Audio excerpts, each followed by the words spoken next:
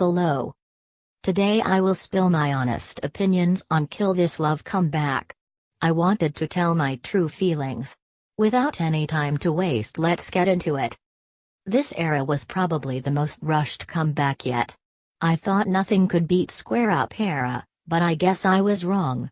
From what I remember, it was scheduled for March, which would have been even more unrealistic, if I think about it. But then the whole Burning Sun saga was exposed. But weirdly enough, comeback was still announced to be happening in late March. I remember going on Twitter and seeing people being either excited, shocked, confused, or just angry at the company for putting BLACKPINK as a prey for the media. Of course, nothing was prepared beforehand as expected from YG. Girls literally haven't slept just to film the music video and prepare concept photos, teasers, photo books, and probably were learning their dances meanwhile. Of course, Blinks were angry, as any fans would, but at least we had new music. It was 4 new songs, but at least they were new, right? Okay, then yet again comeback was rescheduled for April 5th, which was the final date. On 25th of March, first teaser was released. It gave me this vampire-like vibes, which were something I wasn't expecting at all. But then the moving posters happened and I was super confused what the real concept will be like. It seemed to be a story of murder. Skip to April 5th, music video has been released and it was something I wasn't prepared for looking at the teasers. But of course, company was not responsible enough to prepare album on time, which release was postponed for 23rd of April. MV was super colorful and aesthetic like every other BLACKPINK MV. To be honest, I was a bit confused. Kill This Love was not bad, but it was a little bit disappointing in my opinion. I felt it was just a bad copy of Do Do Do Do, maybe because they have similar structure, but I still loved it. I wasn't the biggest fan of the build-up, but I surely liked pre-choruses more here than in last comeback. Everything in music video was beautiful, but of course Lisa's box braids will not go unnoticed. I think BLACKPINK's stylists should just focus on keeping girls out of any types of controversies, because it can lead to such articles as those which can damage their reputation. I can speak for Lisa because I know it was not her fault, but when it comes to Jennie, I have nothing to protect her with. I think she should be more mindful and realize that doing those dances might be part of somebody's culture and should not be used in silly or foolish way. And on behalf of other Blinks, even those who are blindly not seeing the bad in her doing, I would like to apologize to the affected or disappointed fans. Then on to my opinions on side tracks. Don't Know What to Do was my favorite track on the whole Kill This Love album. It was very Coachella-like song. I think that build-up here was much more thought of than it was in the actual title track. I feel it was a very good song for the vocal line, but it still showed Jennie and Lisa's skills. Maybe it's because I'm biased. On to Kick It. It may be controversial, but I'm not the biggest fan of this song. It's my least favorite song on the album, because I don't consider Do Do Do Do remix as a song. It's just bunch of sounds. Nothing more. The only good thing in Kick It were Lisa's raps. That's all I can say. Please don't kill me. Finishing with Hope Not, which was so beautiful. I honestly think people should stop sleeping on it like they do on Stay. Because those 2 songs are the great examples that BLACKPINK have music with meaningful lyrics. Skipping to 23rd of April and the physical release of Kill This Love album. I love the design. But maybe I'm rosy biased, but could they include equal amount of pictures of every member in photo book? As I was going through my album, I felt a little bit disappointed with the amount of pictures of her and Jisoo that I saw in the photo book. I understand that they are not as popular, but at least give them that.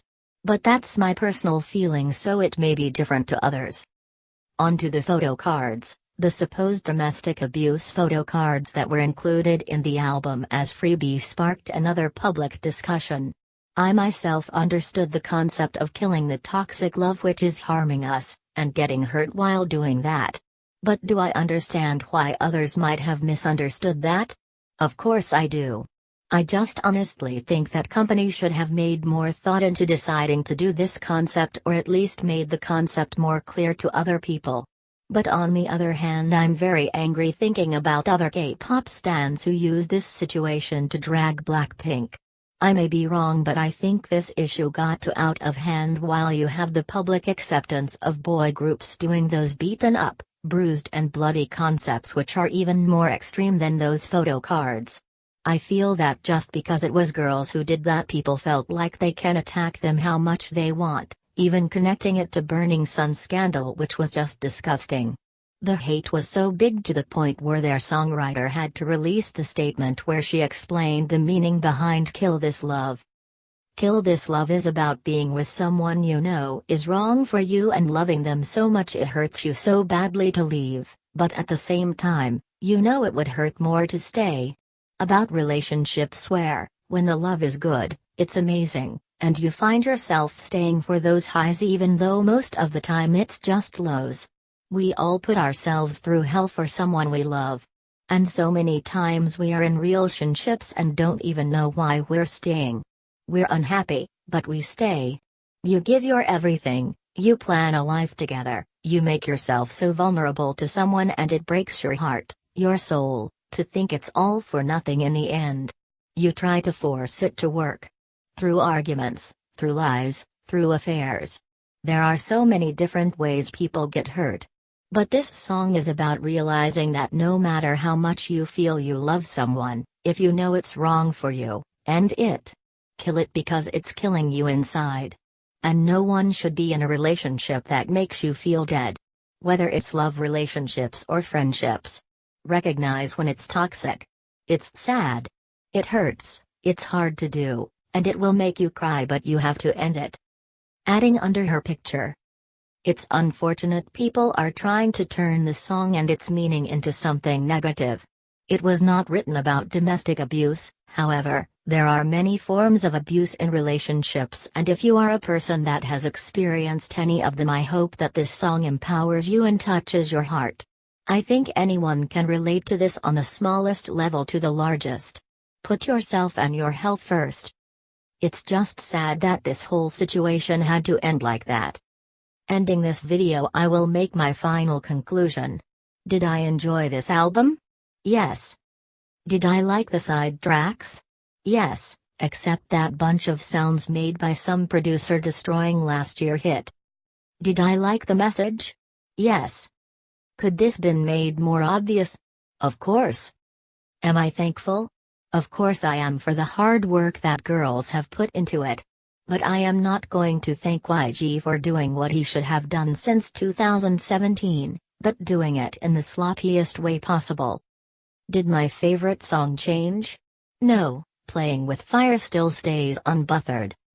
Do I prefer Square Up or Kill This Love? Sadly, I will choose Square Up still.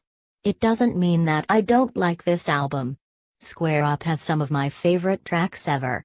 So that's why. But, if I were to choose an album based on the physical design, I would without a minute of doubt choose Kill This Love album. See you soon on another video. If you enjoyed this video, leave a like and subscribe for similar content. Bye.